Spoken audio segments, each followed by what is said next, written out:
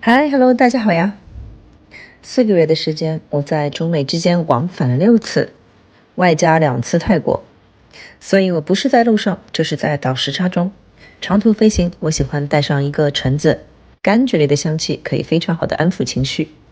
一个网球可以放在肩背处按摩一下，一双舒适的拖鞋必不可少。坐长途车或者飞机的时候，最好穿一双弹力袜，可以帮助血液循环。飞机上吃个苹果，感觉比在家里的好吃。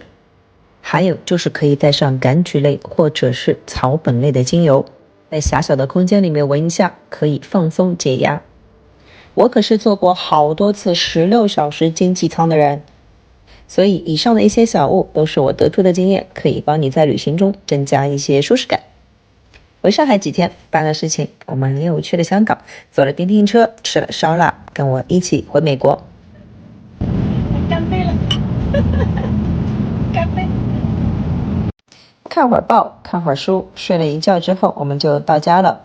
第一顿必须先吃个牛排啊！侬来到美国的第一口牛排，来味道试一试。啊？好，对不啦？对，对啊，哎，再弄块我都不弄那么吃呀。对了，现在这啥？你在看啥？这11啊？有14啊？现在用倒车了，不得了了，老头子。啊？跟牛排吃了开心吗？对吧？哎。好了，散会，下次见。